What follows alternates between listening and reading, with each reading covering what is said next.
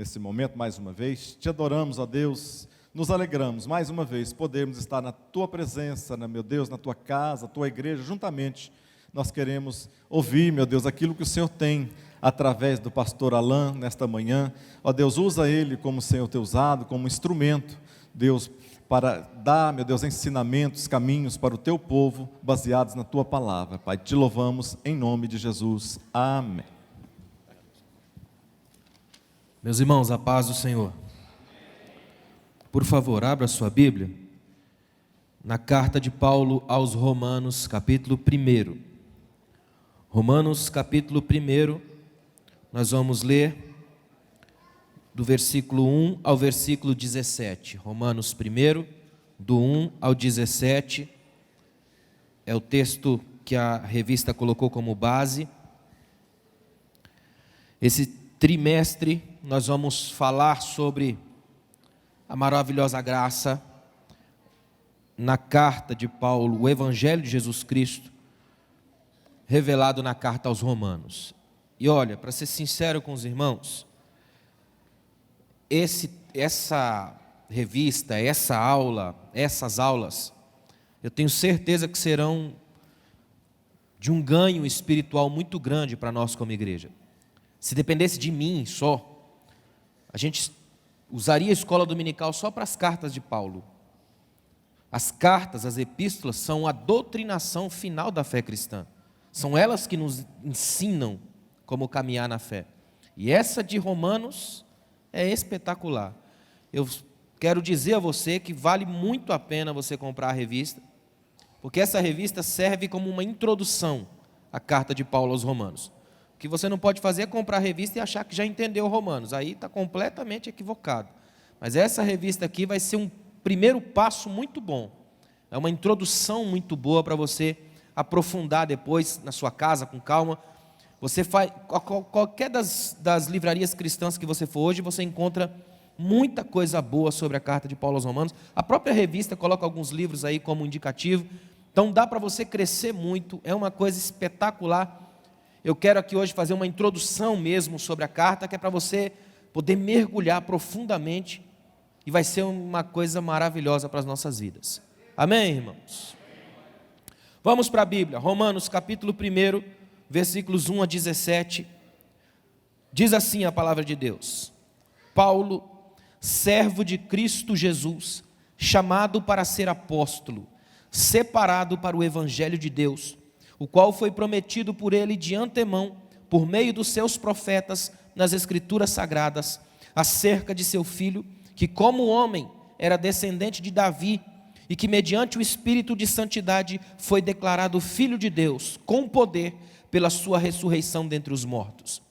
Jesus Cristo, nosso Senhor. Por meio dele, por causa do seu nome, recebemos graça e apostolado, para chamar dentre todas as nações um povo para a obediência que vem pela fé. E vocês também estão entre os chamados para pertencerem a Jesus Cristo. A todos os que em Roma são amados de Deus e chamados para serem santos. A vocês, graça e paz da parte de Deus nosso Pai e do Senhor Jesus Cristo. Antes de tudo, sou grato a meu Deus, mediante Jesus Cristo, por todos vocês, porque em todo o mundo está sendo anunciada a fé que vocês têm. Deus, a quem sirvo de todo o coração, pregando o Evangelho de seu Filho, é minha testemunha de como sempre me lembro de vocês em minhas orações. E peço que agora, finalmente, pela vontade de Deus, seja-me aberto o caminho para que eu possa visitá-los. Anseio vê-los, a fim de compartilhar com vocês algum dom espiritual para fortalecê-los, isto é, para que eu e vocês sejamos mutuamente encorajados pela fé. Quero que vocês saibam, irmãos, que muitas vezes planejei visitá-los, mas fui impedido até agora. Meu propósito é colher algum fruto entre vocês, assim como tenho colhido entre os demais gentios. Sou devedor tanto a grego como a bárbaros, tanto a sábios como a ignorantes. Por isso estou disposto a pregar o Evangelho também a vocês que estão em Roma. Não me envergonho do Evangelho, porque é o poder de Deus para a salvação de todo aquele que crê, primeiro do judeu, depois do grego. Porque no Evangelho é revelada a justiça de Deus, uma justiça que do princípio ao fim é pela fé. Como está escrito, o justo viverá pela fé. Se você pegar só essa última frase, o justo viverá pela fé, você tem aí o estopim da reforma protestante. Uma frase já foi capaz de abalar a história. João Crisóstomo, um dos maiores pregadores da história da igreja de todos os tempos, no início da sua exposição aos romanos, escrita no século IV, ele disse que era um imenso prazer ouvir a trombeta espiritual de Paulo. Crisóstomo deixou a carta aos Romanos como a trombeta espiritual de Paulo. Romanos é a carta mais teológica e profunda que o apóstolo Paulo escreveu. Ainda hoje, ela é capaz de unir o texto antigo e o contexto moderno, a ambiência antiga e a cena moderna. Romanos ainda é uma carta para hoje e urgente. Chega a ser assustador a gente ter Romanos tanto tempo com a gente na Bíblia e ainda ter igrejas engatinhando quando a questão é fé. Essa é uma carta que precisa ser urgentemente lida, vasculhada, estudada pelas nossas igrejas em todos os lugares. Uma carta de uma profundidade tremenda, mas ao mesmo tempo, iluminados pelo Espírito Santo, a gente consegue atingir isso. John Stott, um dos maiores teólogos que a igreja já teve, ele disse o seguinte: a Epístola aos Romanos é uma espécie de manifesto cristão, um manifesto de liberdade por meio de Cristo. Ela é a mais completa, a mais pura e a mais grandiosa declaração do Evangelho encontrada no Novo Testamento. Imagine a grandeza que você tem carregando aí na sua mão. Uma das cartas mais impressionantes, mais incríveis de Paulo. Quando ele escreveu essa carta, ele não tinha ainda visitado Roma. Tanto que no texto que nós lemos, ele ora a Deus pedindo para chegar lá. E sabe quando é que ele vai conseguir chegar? Cerca de 3 anos depois da carta ter chegado. E ele vai chegar por vias que ele não imaginava, através de uma prisão, depois de um naufrágio, vai chegar lá como prisioneiro, mas chega. E a carta chegou primeiro. E não chegou só em Roma, chegou até nós. É tão espetacular, a carta aos Romanos me empolga. Eu até brinquei com o pastor Carlos, não fosse a questão das minhas agendas e tantas viagens, eu gostaria de dar uma por uma dessas aulas. Da questão da profundidade, do quanto isso é tremendo e me empolga. Eu vasculho Romanos há muito tempo. Dos melhores livros que você encontrar em Romanos, eu tenho na minha biblioteca. Quando eu peguei a revista, me deu uma alegria. Eu falei, agora eu vou nadar de braçada. Eu conheço esse negócio aqui, tenho vontade de ficar nisso a vida inteira. É uma carta que não cansa. Até porque eu sou alvo da graça, e essa carta é graça para todo lado. A graça transborda, inunda, enche a vida de quem mergulha nesse texto. Na Epístola aos Romanos, a gente aprende que a natureza adâmica, a nossa chamada velha natureza, o velho homem, ela é destronada pela fé que a gente tem em Cristo Jesus, e que é possível vivermos em novidade de vida, não porque a gente quer, mas através do poder do Espírito Santo que em nós opera. Quero deixar uma coisa bem clara aqui hoje, para você sair daqui com a liberdade. A carta aos Romanos deixa bem claro para mim e para você que o velho homem, o velho Adão, essa coisa pecaminosa que vem com a gente, pode ser subjugada, destronada, e através de nós a novidade de vida pode fluir, porque o Espírito Santo trabalha em nós uma nova natureza, e essa nova natureza vem pelo segundo Adão, Cristo, aquele que venceu por mim e por você. É muito interessante isso. Todos nós nascemos marcados pelo pecado. Você quer ver? Você não precisa ensinar a uma criança como ser má. Chega a ser assustador. Você não ensina a criança, mas ela já cresce com esse negócio de é meu, é minha, de tomar o brinquedinho do outro. Nunca existiu uma cultura de escola que não houvesse bullying. É ou não é? Você não precisa ensinar. O que você tem que ensinar a criança é ser boa, é dividir, é respeitar. Porque se você deixar, vira um monstro. Não é verdade? Já vem com a gente. O ser humano é inclinado para essa coisa ruim, nasce com ele. Se não é o Espírito Santo operando em nós, a gente se arrebenta. Irmãos, a igreja, isso que você está vendo aqui é uma impossibilidade. Isso aqui é um milagre. Não fosse o Espírito Santo operando em nós, a gente se destruía aqui, ó. A gente se arrebentava. É a graça que sustenta isso aqui, ó. É pela graça que você me ama e eu te amo. É pela graça que a gente se tolera, se suporta, vai se arrebentando junto, chega no céu só os cacos. Mas chega porque a graça leva a gente. É pela graça que sois salvos, isso não vem de vós, é dom de Deus. A graça de Deus é que enche a gente e nos faz ser o que de fato devemos ser.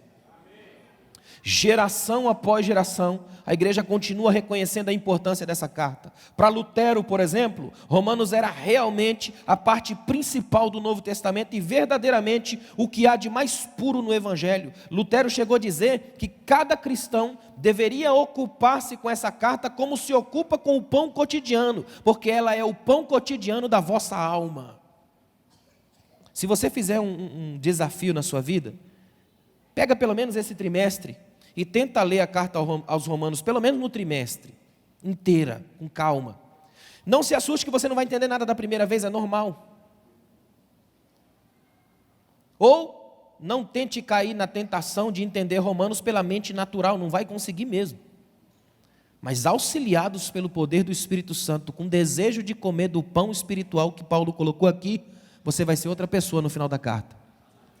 E isso eu vou mostrar para você hoje aqui nessa aula ao longo da história, o que essa carta já gerou no mundo. O mundo que temos hoje, a glória que temos hoje, o cristianismo vibrante que paira no mundo inteiro, é fruto dessa carta, de coisas espetaculares. Olha o que Calvino escreveu. Calvino dizia que se nós atingirmos uma verdadeira compreensão quanto a essa epístola, teremos uma porta aberta para todos os tesouros mais profundos da fé cristã. É você mergulhar nos tesouros mais profundos da fé.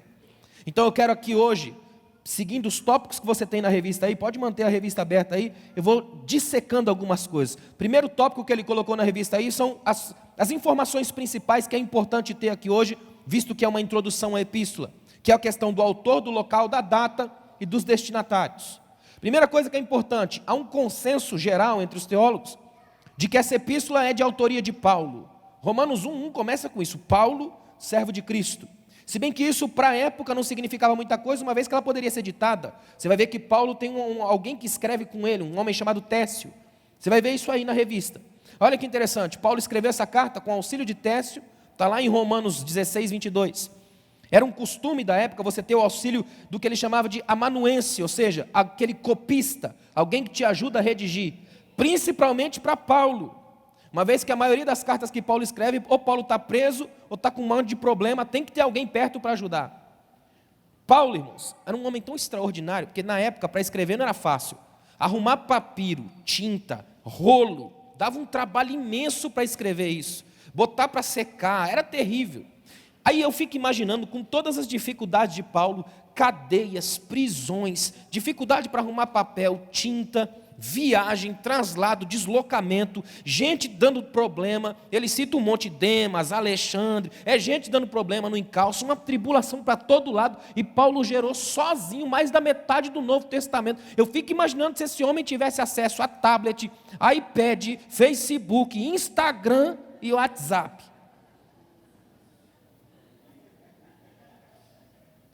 Pense, irmão.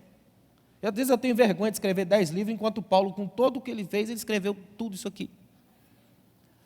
E não é porque apenas ele era um homem cheio da graça de Deus, é porque para Paulo, viver para Deus era o objetivo primordial da vida. Ele botou Deus como foco primeiro da vida. Se você colocar o Senhor como foco primeiro da sua vida, você vai render frutos na obra de Deus. A gente dá fruto quando coloca isso como alvo da vida. Essa é a questão fundamental. A escrita de Paulo é inconfundível na carta. O estilo de Paulo é cristocêntrico e o profundo conhecimento que ele tinha judaico aplicado a partir de Cristo, por si só são argumentos a favor da autoria paulina. Ou seja, quando você olha na carta de Paulo e nas outras cartas, percebe que ele tem o mesmo estilo de escrever. Escritor é tudo igual. Quem conhece os meus livros sabe, quem lê se eu te apresentar um outro texto meu, você sabe que é meu, pelo estilo, pelo jeito da escrita. Paulo tem isso. Paulo é profundamente cristocêntrico. O que é isso? Ele escreve a partir de Cristo. Cristo o tempo todo na fraseologia de Paulo, ele só fala de Cristo. A vida dele é Cristo, tudo para ele é Cristo, a ponto de lá em Gálatas ele dizer, eu nem vivo mais, Cristo vive em mim. Imagina.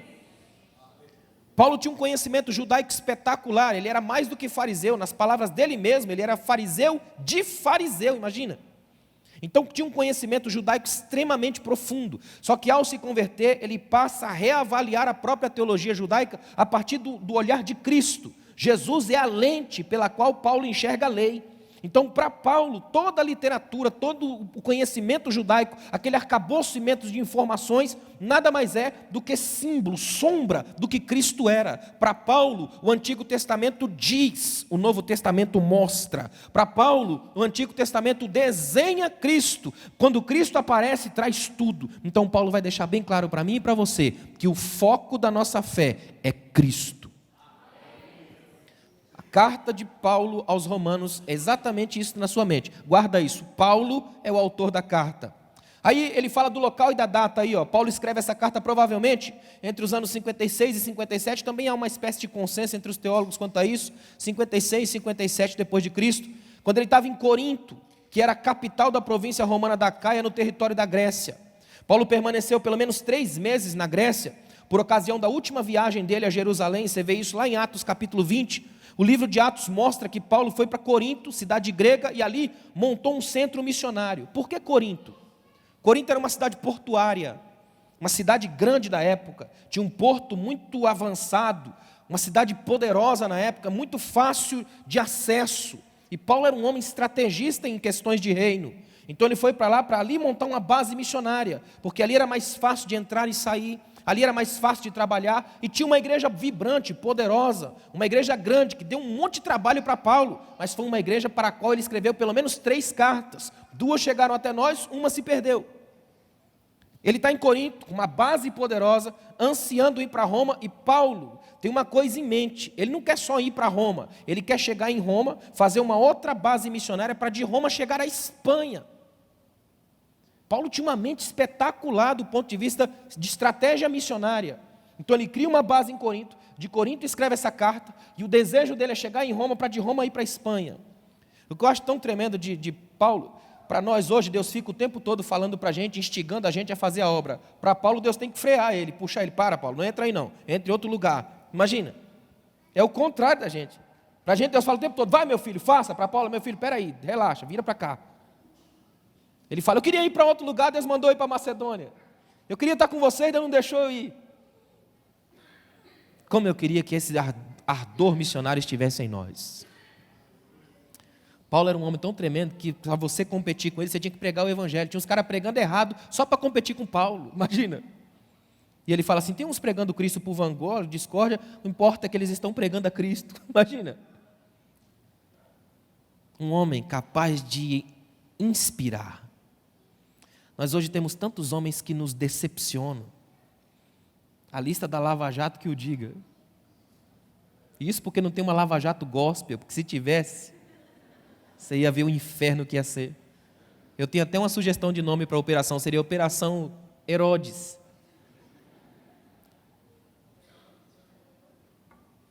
Como Deus procura homens e mulheres que inspirem, que façam o mundo perceber que ainda é possível ser santo no mundo corrupto, que ainda é possível ser verdadeiro no mundo da mentira, que ainda é possível pregar a graça no mundo da lei. O mundo está em trevas, mas nós ainda pregamos a luz do Evangelho, porque ela brilha em nós e queima na alma, e deve mostrar para o mundo que ainda há salvação para esse estado de caos que estamos vivendo.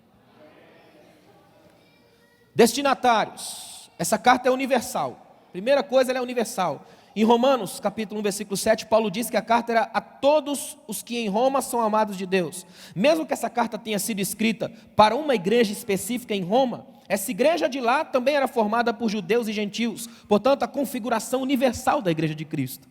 Paulo escreveu essa carta para uma igreja em Roma, mas que essa carta visava todas as pessoas amadas por Deus em Cristo, como Paulo coloca. Portanto, essa carta chegou a nós, ainda nos atinge.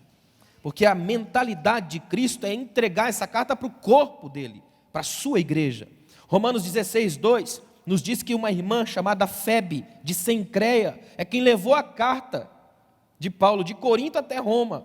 Aí lá em Romanos 16, 23, também mostra a hospitalidade de Gaio, a dedicação que ele tinha à sua família com Paulo. Gaio foi o mais proeminente dos convertidos de Paulo, 1 Coríntios 1, 14. Ou seja, olha para você entender bem o contexto da carta. Paulo está em Corinto, uma espécie de base missionária, escreve essa carta, ali ele tem o cuidado de uma igreja, a hospitalidade de Gaio e a família dele, que ajuda Paulo, que abençoa Paulo, sempre tem alguém abençoando um homem de Deus, isso que é tremendo da igreja.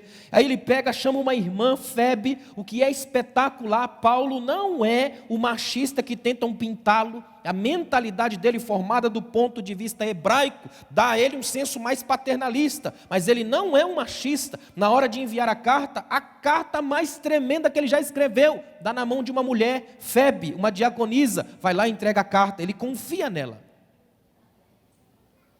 Ninguém aqui tem desculpa para não fazer nada na igreja. Você pode abençoar alguém, você pode ofertar na vida de alguém, você pode fazer o jejum de hoje sem murmurar, porque hoje é ceia, é bênção para você. Você pode fazer qualquer coisa aqui hoje, desde que a graça de Deus esteja influenciando o seu coração e inspirando a sua alma. Está dando para entender? Eu quero deixar bem clara a graça da carta. Tudo aqui é feito pela graça. Segundo tópico que ele colocou aí é a forma literária, o conteúdo e o propósito. Olha que interessante. Primeira coisa, a forma literária. Está escrito aí, ó. Geralmente, no mundo antigo, escuta o que eu vou te dizer, muitos dos documentos doutrinários, documentos filosóficos, por exemplo, eles eram escritos em forma de diálogo. Platão faz isso. A famosa alegoria da caverna de Platão é num diálogo dele. Você fica sabendo que Sócrates morreu condenado na Grécia por causa de um diálogo, porque Sócrates não escreveu nada, mas em diálogos se escrevia. Aristóteles também. Só que Paulo não faz isso.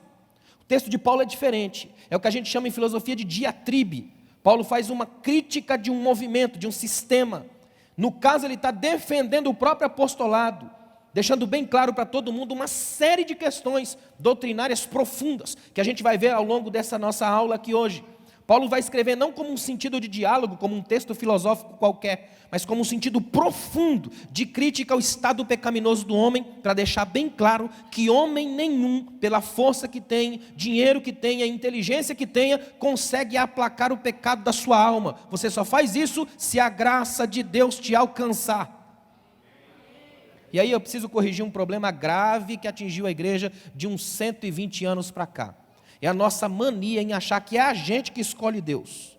Você não consegue escolher Deus. Eu pergunto a vocês, um morto consegue escolher? Estávamos todos nós mortos nos nossos delitos e pecados. Foi Ele que em sua soberania nos escolheu. É por isso que nós estamos aqui hoje, porque Ele nos chamou. Não foi você que escolheu a mim, eu escolhi você. Paulo vai defender isso com garra, com força. Isso para Paulo é extraordinário. O texto dele é escrito nesse sentido. Paulo escreve de um modo mais direto, mais teológico e mais profundo.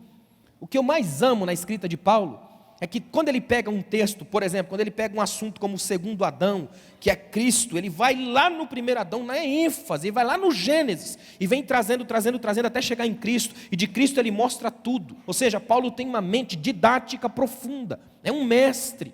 Então ele vai fazer com que você no final, você fica assim sentado assistindo a aula dele, e quando chega no final você fala, agora eu entendi, Paulo.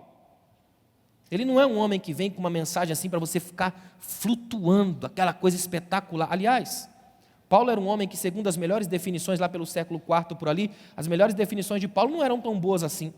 Os escritores antigos diziam que Paulo era um homem meio baixo, calvo, careca, com nariz adunco, conjuntivite crônica nos 2 olhos e uma fala pesada.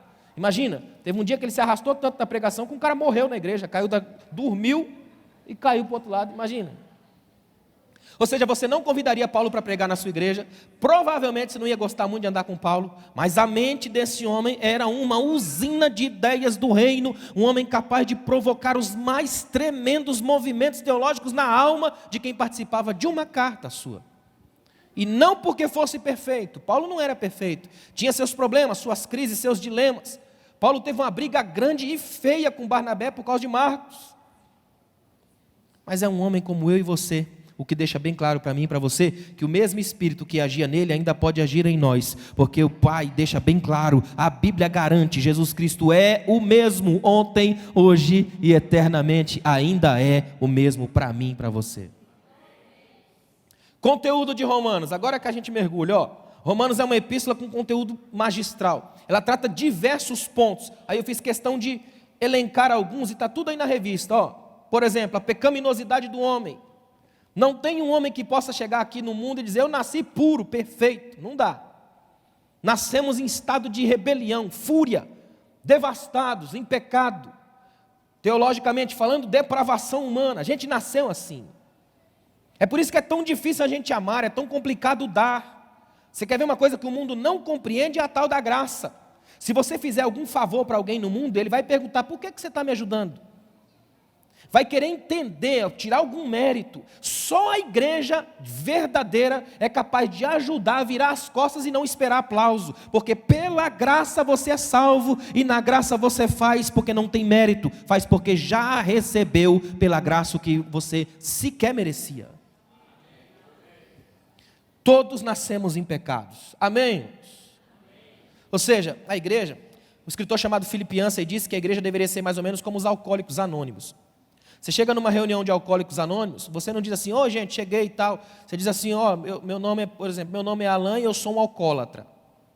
Ele diz que a igreja deveria ser assim, você deveria chegar aqui e dizer, meu nome é Alain e eu sou um pecador. Pecadores e pecadores, todo mundo aqui é pecador, todo mundo nivelado por baixo. A única diferença de mim para vocês agora aqui é que eu estou num lugar mais alto só para facilitar a visualização. Mas simplesmente somos no mesmo nível, todo mundo marcado pelo pecado, tudo pecador, carente, destituído da glória. Não fosse a graça, nenhum de nós estaríamos vivos aqui hoje. Estamos de pé porque a graça nos atingiu. Somos pecadores remidos, salvos, alcançados por Jesus. Outra coisa que a carta de Paulo trabalha é a salvação que vem de Deus. Aí que é tremendo, a gente estava em pecado, destruído, sem nada, mas a salvação foi provida por Deus, pela graça. Agora deixa eu fazer um parênteses aqui, não é de graça, é pela graça. Salvação tem um preço, que você não poderia pagar, Jesus pagou na cruz por você. É muito sério isso. O contrário da graça não é esforço, é mérito. Somos chamados para trabalhar, para fazer, para trazer o reino, a cultura do reino. O fato de sermos salvos não significa dizer que a gente descansa para sempre. Muito pelo contrário, há um trabalho a ser feito. Até porque a luz que está em nós precisa irradiar e atingir quem está nas trevas. Se somos salvos, precisamos salgar. Outra coisa que a epístola trabalha, vai ser uma das aulas lá, a justificação pela graça, através da fé em Jesus Cristo. O que significa isso? Por causa da fé que eu tenho em Cristo, fui tornado justo. Eu não era, mas Ele pela cruz garantiu para mim chegar até Cristo, chegar até Deus. Eu posso chegar até Deus, porque agora Ele pegou com as vestes da sua justiça e cobriu os farrapos da minha miséria. Então eu sou em Cristo tornado justo. Outra coisa, a ação santificadora do Espírito Santo no cristão. É o Espírito em nós que age. E olha para mim, geralmente a gente acha que a ação santificadora do Espírito em nós é uma coisa exterior. Como é que eu sei que o Espírito está agindo no fulano? É porque ele chora, ele grita, ele fala em línguas, ele faz um movimento. Não. A ação do Espírito Santo é muito mais moral do que por fora. Ela trabalha mais no fruto do Espírito do que nos dons do Espírito. Ela é uma ação íntima, ou seja, ela te faz mentir menos, ser menos corrupto, menos complicado, menos diabólico. Ela te transforma no melhor homem, melhor marido, melhor pai, melhor filho, melhor mãe, melhor mulher. Ela vai traduzindo em você o caráter de Cristo, até que quando o mundo olhar por fora, não enxerga mais você, enxerga o Cristo que te habita e a diferença que está fazendo na sua família. Ela fala do tratamento de Deus para com Israel, e Paulo vai fazer isso magistralmente, deixando bem claro que Israel é um povo escolhido, extraordinário, mas que rejeitou a proposta da graça, e onde Israel parou, a gente entrou. O que Paulo vai dizer é o que Jesus falou numa das suas parábolas tremendas. Jesus fala que um homem fez uma festa tremenda de casamento, mandou chamar todo mundo, ninguém foi, só dando desculpa. Não, eu perdi um gado, né, não dá para ir, não, casei fulano, não tem como ir. Sabe o que o dono da festa fez? Mandou os seus funcionários, sai pelas esquinas, pelos valados, traz todo mundo que está na rua, pobre, necessitado, deficiente, traz tudo, enche a minha casa. Esses aí somos nós, irmãos. Israel não quis, a gente entrou, é por isso que a gente está aqui hoje. Nós somos atingidos pela graça de Deus e a festa foi aberta para nós. E hoje nós podemos adorá-lo porque Ele olhou para nós, os gentios, e a luz da graça brilhou em nós. E hoje nós somos o Israel de Deus. Outra coisa, o lado prático do Evangelho na transformação das vidas. Paulo deixa uma coisa muito clara em Romanos: Evangelho não é uma teoria em que você fica intramuros, dentro de quatro paredes. Evangelho é algo que uma vez dentro de você, te projeta para fora, te faz ter uma vida prática na fé. Você vira alguém que salga a história, ilumina vidas, muda padrões, altera as circunstâncias ao seu redor. A graça que trabalha em você molda isso. E qual é a mensagem central da carta? A mensagem central da carta é de que os seres humanos nascem em pecado e escravidão, mas é Jesus Cristo que vem com liberdade e vida. Ou seja, a epístola aponta para uma liberdade total. Olha que tremendo. Libertação da santa ira de Deus contra toda a impiedade humana, libertação da alienação para uma vida de reconciliação, libertação da condenação da lei, libertação do próprio ego, libertação do medo da morte e libertação dos poderes do mal e da corrupção. Ou seja, quem está em Cristo é nova criatura, profundamente liberto para viver a novidade de vida que Deus dá. Isso é estar em Cristo. Agora, escuta uma coisa interessante. A carta nos convoca para que a gente viva na gloriosa liberdade dos filhos de Deus, inteiramente dedicados em amor para servir a Deus e servir ao próximo. É impossível você mergulhar na carta aos Romanos em todo o seu conteúdo e não sentir que a graça de Deus te faz trabalhar para Ele e para os irmãos. É fundamental que isso seja transformação da vida. Uma vez que eu trabalho em Cristo, para Cristo e para os irmãos, é porque entendi que todo o conteúdo dessa carta fez sentido para mim. Infelizmente, nós temos muita gente na igreja que sequer lembra onde é que fica a carta aos Romanos. Não é? Faça hoje o desafio de ler essa carta e pesquisar profundamente. Terceiro tópico que ele colocou, o propósito da carta aí, ó. Essa carta não possui apenas um propósito, mas vários. Mas o propósito principal da carta era apresentar Paulo aos romanos e sintetizar a mensagem do evangelho antes da chegada dele a Roma. Eu quero que você guarde isso no seu coração aqui, ó. Primeira coisa fundamental, Romanos não dá para você definir um único padrão. Ele tem milhares e milhares de propósitos. O fundamental para a época, no contexto da época, era apresentar o apóstolo para aquela igreja. E você vai ver que isso aqui é tão sério, que lá em Atos 28, quando Paulo chega definitivamente a Roma, os irmãos que estavam lá na igreja, principalmente os judeus, foram recebê-lo. Depois vão até a casa dele, onde ele fica preso cerca de 2 anos. E vão até a casa dele, e ele começa a explicar que foi preso injustamente, que pregava a Cristo, e uma série de outras coisas. Depois você lê na sua casa o final de Atos, capítulo 28, e você vai ver Paulo chegando a Roma, conversando com os irmãos, e como é que isso se desenvolve, como é que isso se desenrola. A gente pode destacar alguns dos chamados principais propósitos da carta. Escuta aqui, ó. Paulo desejava fazer da igreja romana, como eu já disse, uma base missionária, a fim de que ele pudesse chegar à Espanha. Você vê isso lá em Romanos 15, 24, 28, por ali. Paulo também estava defendendo o evangelho que ele pregava. Para Paulo era importante defender, é defesa da fé, é um lado apologético da carta, defesa da fé. A carta tinha, ao mesmo tempo, um objetivo apologético, que é defender a carta, um foco pastoral e uma didática teológica. Olha o que Paulo fez. Eu transformo a carta num jeito de defender a fé, num jeito de cuidar da igreja e num jeito de dizer quem Cristo é. Numa carta, Paulo atinge 3 áreas profundas da teologia cristã: a apologética, a proclamação querigmática da igreja e a defesa de quem Cristo é perante o mundo. Um escritor chamado William Tyndale, que foi considerado o pai dos tradutores da Bíblia em língua inglesa, na introdução que ele escreveu sobre a carta aos Romanos, olha o que ele disse: é a principal, a mais excelente parte do Novo Testamento. O Evangelho, isso é, a Boa Nova, na sua essência mais pura, e ela é também uma luz e um caminho para que você possa penetrar tranquilo nas Escrituras de Deus. Ou seja, você não precisa se perder quando o assunto é Bíblia. Você pode usar a lente da carta aos Romanos.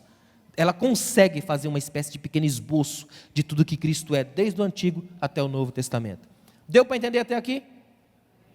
Porque até aqui são informações mais técnicas, que você tem na revista, mas eu faço questão de passar uma vez, que é uma introdução da carta. Agora que para mim vem a parte que eu acho que é a mais inspiradora dessa carta, que ele colocou no terceiro tópico da revista aí, ó, a visão espiritual da carta.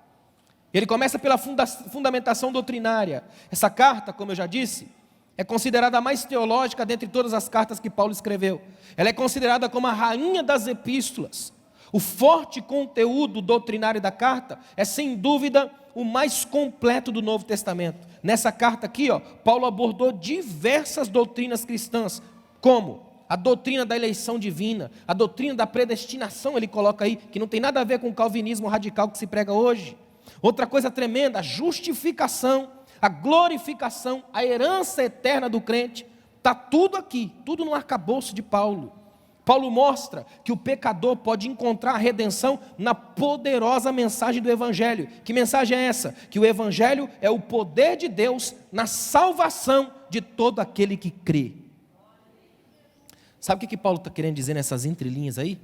É que o Evangelho é poder. A palavra no original é dunamis, dinâmica. Não é um poder que eu uso para mandar em alguém, é um poder que eu uso para me tirar do lugar. Daqui vem o motor de arranque do carro. Paulo está dizendo, é por causa do poder do Evangelho que eu saio da miséria que eu estava, do cárcere de pecado que eu estava. O Evangelho me põe em caminho, me faz andar. Esse Evangelho em mim me faz construir a história. Eu estou livre para poder andar. A carta mostra que é por intermédio da graça de Deus, manifestada na pessoa bendita de Jesus Cristo, que o homem pode restaurar seu relacionamento com Cristo. Ou seja, o relacionamento foi quebrado por causa do pecado. Havia uma barreira, mas por causa do Evangelho e da graça de Cristo, a barreira foi destruída. E hoje nós temos livre acesso ao Pai e podemos glorificar a Deus. Para Paulo, a velha natureza é subjugada na cruz. E o Espírito Santo faz com que o poder da cruz agora emane na vida do crente. Em outras palavras, irmãos, a gente só pode fazer o que faz aqui hoje por causa disso. A gente só pode se reunir, cantar, louvar a Deus, cear hoje à noite. Por quê? Porque a graça de Deus desceu sobre nós e o poder do Espírito Santo agiu no nosso coração, subjugou o pecado, cravou na cruz. E aí, como diz Paulo, nós fomos crucificados com Cristo e agora não vivemos mais, Ele vive em nós. Segunda coisa que ele colocou aí é a renovação espiritual. Agora preste atenção nisso. Porque isso que para mim é uma das grandes provas do impacto dessa carta ao longo da história da igreja. Por causa dessa epístola, a igreja no mundo inteiro experimentou uma tremenda renovação espiritual. A própria história da igreja é prova disso. Vários líderes da história da igreja são testemunhos da transformação gerada a partir do mergulho nessa história. E eu quero passar para vocês alguns exemplos disso. Por exemplo, Santo Agostinho, considerado por muita gente o maior teólogo da história da igreja depois de Paulo. A convicção dele mudou profundamente a partir da leitura de Romanos 13:13, no verão do ano de 386, lá em Milão. Agora olha para mim, Agostinho era um rapaz que cresceu na farra, na bagunça, na gandaia. Agostinho era o cara da balada na época. Sofreu só andando, fazendo bagunça, mulherada, bebida. E a mãe dele, Mônica, passou o tempo inteiro orando por ele, orava muito pelo filho. Um dia ele vai numa reunião, e um dia sentado lá no verão de 386 em Milão, ele começa a ler a carta aos Romanos. E olha só onde é que ele bateu o olho. Romanos 13:13, olha o que diz Paulo. Comportemo-nos com decência, como quem age à luz do dia, não em orgias e bebedeiras, não em imoralidade sexual e depravação, não em desavença e inveja. Ao contrário, revistam-se do Senhor Jesus Cristo e não fiquem premeditando como satisfazer os desejos da carne. É um soco na boca do estômago de um cara, é ou não é? Agostinho diz que sentiu no profundo da sua alma a força dessas palavras. Quem conseguir comprar um livro chamado Confissões de Santo Agostinho vai entender bem isso. Isso muda tão radicalmente o coração dele, que ele vira um dos mais profundos teólogos da história da igreja. E tem uma história sobre ele que eu acho brilhante. Conta que um dia, depois de muitos anos dessa conversão dele, ele estava passando por uma região onde antigamente era a região da zona de prostituição, que ele andava muito. E enquanto ele estava passando, uma das mulheres o reconheceu. E ela começou a gritar, Agostinho, sou eu! Só que ele continuou andando. E ela gritando, Agostinho, sou eu! Ela saiu correndo no meio da multidão, alcançou ele, pegou pelo braço e puxou, Agostinho, sou eu! Ele disse, só que eu não sou mais eu.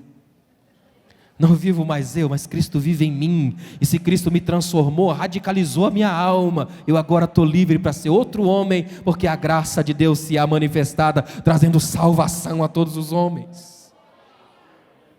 1515, Lutero, amargurado com uma terrível crise de consciência, esmagadora do pecado, teve um encontro profundo com a graça de Deus através da leitura dessa carta.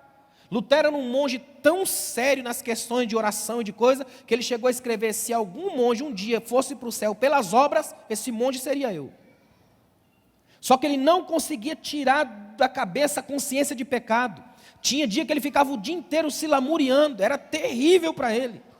Lutero descreveu, eu acho tão tremendo, ele descreveu no livro como é que foi essa experiência, que ele chama a experiência da torre, porque ela aconteceu lá na torre do Castelo Negro de Wittenberg. É tão tremendo, Lutero vai escrever assim, ó: eu sentia a graça se movendo dentro de mim e a justificação pela fé, até que eu entendi que não é o que eu faço como homem, porque tudo que eu faço como homem nada mais é do que acarretar culpa sobre culpa, mas quando eu entrego meu coração nas mãos daquele que está acima de toda culpa, ele me lava de todos os pecados e eu estou livre para adorá-lo pelo que ele é. 200 anos mais tarde, estudando a questão da justificação pela graça através da fé, que Lutero tinha escrito sobre a carta de Romanos, teve um outro gigante da fé que teve uma experiência transformadora, John Wesley, um dos homens mais extraordinários da história da igreja, através de quem um avivamento poderoso varreu a Europa. Ele descreveu a experiência que aconteceu com ele numa reunião dos irmãos morávios, uma comunidade missionária poderosa, na rua Aldersgate, em Londres, no dia 24 de maio de 1738, enquanto alguém lia o prefácio do comentário de Lutero aos Romanos. Olha como é que John Wesley escreveu: cerca de 15 para as 9, enquanto ele descrevia a mudança que Deus opera no coração pela fé em Cristo, eu senti um estranho calor aquecer meu coração. Vi então que de fato eu cria em Cristo, somente em Cristo, para dar-me salvação, e me veio uma certeza de que Ele havia tirado os meus pecados e me salvara da lei do pecado e da morte. Uma leitura simples de alguém, não era nem tão eloquente, era só a leitura de um prefácio do comentário de Lutero aos Romanos. Até aqui eu só citei só isso: Agostinho, Lutero e John Wesley. Martin Lloyd Jones, por exemplo, vindo mais para perto da gente aqui, ele fez uma exposição da carta aos Romanos, que é meu sonho fazer. Martin Lloyd Jones fez uma exposição da carta aos Romanos, escuta isso daqui, ó, na capela de Westminster, em Londres, todas as sextas-feiras, desde 1955 até 1968, 13 anos, toda sexta-feira, pregando só sobre Romanos, num total de um comentário monumental de 14 livros, e ele morreu sem terminar. Imagina, e graças a Deus eu tenho uns 14 livros lá na minha biblioteca. E eu fui pregar numa igreja em Natal, no Rio Grande do Norte, o irmão foi me buscar no aeroporto, começou a falar de teologia, e o irmão disse o seguinte: pastor, eu não sei não, quando eu olho para aquele monte de livro de Lloyd Jones sobre Romanos, eu fico pensando, será que Paulo queria dizer tudo aquilo mesmo? Falei, às vezes eu escuto os irmãos pregando sobre Romanos, eu penso, será que Paulo queria dizer só isso? Como é tremendo mergulhar nessa carta, tem tanta coisa, tanta coisa, tanta coisa. Lutero, Calvino, Santo Agostinho, John Wesley, Karl Barth, John Stott, Martin Lloyd Jones, tantos outros homens que compreenderam a poderosa mensagem do Evangelho contida nessa epístola aos Romanos, e no versículo-chave, Romanos 5, verso 1, tendo sido, pois, justificados pela fé, temos paz com Deus, por meio do nosso Senhor e Salvador, Jesus Cristo. Eu queria que essa manhã você saísse daqui com essa certeza no seu coração. Se você permitir que essa leitura seja para você uma leitura muito mais do que o mero passar de olhos, mas uma leitura do confronto, uma leitura que te faça ficar mais firme na fé. Isso vai gerar no seu coração uma piedade, uma santidade, uma aproximação de Cristo. Amém, irmãos? A carta aos Romanos pode perfeitamente ser simbolizada pela cruz. Ali na cruz a gente vê a miserabilidade do pecador, mas também vê a graça maravilhosa de Cristo. Sabe o que é graça maravilhosa? O termo central da lição é maravilhosa graça. Graça é uma espécie de amor selvagem, escandaloso de Deus. Sabe o que a graça faz? Só para tentar te dar uma ideia do que a graça faz, escuta bem o que eu vou dizer. A graça é capaz de fazer você amar as pessoas mais odiáveis da sociedade. Numa frase bem simples, a graça é capaz de te fazer amar a amante do seu marido. Agora chamei sua atenção, né? Você vê essa graça lá no livro de Oséias. A graça é capaz de fazer você receber na sua casa as pessoas que o mundo jurava que você não recebia. A graça faz festa para o filho pródigo que chegou, não para o certinho que estava lá. A graça de Deus faz o banquete no meio da festa só para os quebrados. A graça de Deus é capaz de deixar as portas abertas para as relações. Ninguém movido pela graça fala, se sair por aquela porta não volta mais. A graça diz, pode sair e pode voltar porque a porta vai estar aberta para novos começos. Aqui em casa é casa de perdão. A graça é tão bom que quando alguém fala sobre ela, a sensação que a gente tem é de dizer, isso é bom demais para ser verdade. Aí é graça. A graça, irmãos, nada mais é do que a coisa mais difícil de explicar, a mais fácil de receber e a mais tremenda de vivenciar. Filipenses escreveu que graça não se explica, a graça se transmite. Quem está perto de você sente o perfume de Cristo, o aroma da graça. Amém? Quando você entende isso, fica tão mais simples, o espetáculo da graça. Eu quero terminar com uma ilustração para você entender bem a questão da graça. Na África do Sul, durante muitos anos, houve um movimento chamado Apartheid. Movimento de preconceito violento, brancos e negros terríveis. E durante muito tempo, houve aquela guerra, aquela morte. Um policial branco, chamado Van der Broek, um dia entrou numa casa de negros, matou o marido na frente da esposa, pegou o filho, matou na frente da mãe, e colocou os dois numa espécie de espeto, e queimou na frente delas. A mãe vendo o marido e o filho ser morto de forma brutal dentro de casa. Passaram-se os anos. Mandela sai da cadeia. E ele tinha algumas origens cristãs, até um forte apelo por base de bispos e tudo mais. Quando ele sai da cadeia, sai com uma outra proposta. Ao invés de fazer vingança, pedir a justiça. Ao invés de mais morte, pedia perdão, a ponto de estabelecer na África do Sul um ministério, chamado Ministério da Reconciliação Nacional. Nesse ministério eles propuseram uma espécie de julgamentos. Como que era o julgamento? A pessoa acusada dizia o que foi feito, o acusado estava lá, e o juiz dizia, o que você quer que ele te faça em retribuição? Era assim que era feita a justiça. E chegou o dia que toda a mídia estava esperando. O dia do julgamento do policial branco, Van der Broek, um monstro, e a mulher negra, triste, que viu seu marido e seu filho ser queimados na sua frente. Está todo mundo ali com aquele desejo de vingança. E escuta o que eu vou te dizer, a vingança é um ciclo mortal que só para se alguém perdoar. Ela se alimenta de novos fragmentos. Um provérbio antigo diz que quem procura vingança tem que cavar 2 tumbas. Uma para quem vai matar, outra para si mesmo. Ressentimento é você ingerir um copo de veneno esperando que quem te feriu morra.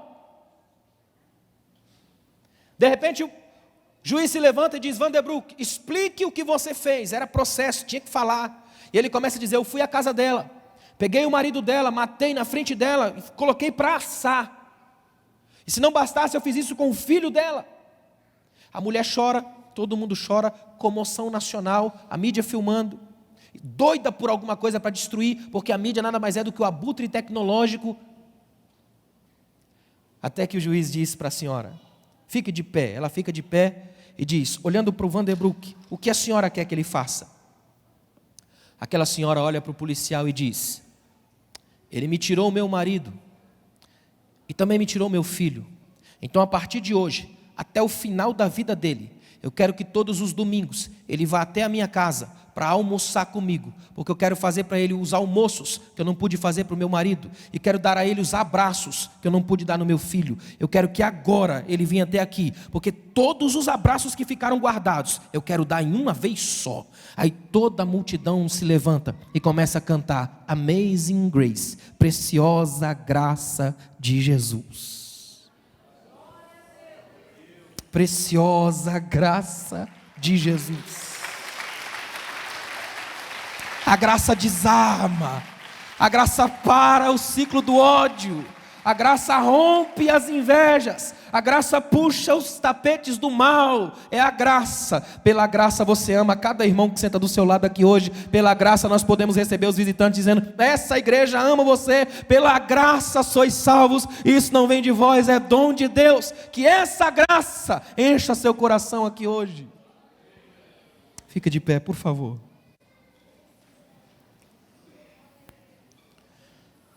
Vou passar uma lição de casa para vocês. Coisa de professor. Pode ser? Se possível, amanhã, vá numa livraria mais próxima e compre um livro de um autor chamado Philip Yancey. Maravilhosa Graça. Se você ler esse livro e não chorar, procure o pastor e se arrependa. Você está mortinho. Chama-se Maravilhosa Graça. Compre esse livro. Vai mexer profundamente com a sua alma. Vai ser um exercício de cura para a sua vida. Eu quero orar com você aqui hoje. E nesse espírito da carta aos Romanos, ore agradecendo a Deus porque Ele conseguiu descer do céu, absorver o seu pecado na cruz e te libertar para uma nova vida. Ó Deus, obrigado, Senhor. Ó Pai, obrigado por tão maravilhosa graça. Uma graça tão soberana que nos alcançou, nos atingiu, Senhor. E hoje, Senhor, nós aqui podemos levantar as nossas mãos sem as algemas do pecado. Saímos do cárcere. O ódio já não domina o nosso coração. A vingança não dita as regras das nossas relações. A graça se há manifestada. A graça derramou-se sobre nós. Encharcou a nossa terra árida, seca, Pai. Obrigado pela Tua graça, Senhor. Obrigado pela Tua graça aqui, Pai. Obrigado porque o Senhor desceu do céu para me abraçar. Não era para nós estarmos aqui hoje, mas a Tua graça se manifestou. Que o Evangelho, a boa notícia do reino, se espalhe nesse mundo do caos através de nós. Obrigado, Senhor. Poderoso. Em nome de Jesus. Amém. Obrigado, pastor. Graça poderosa, graça.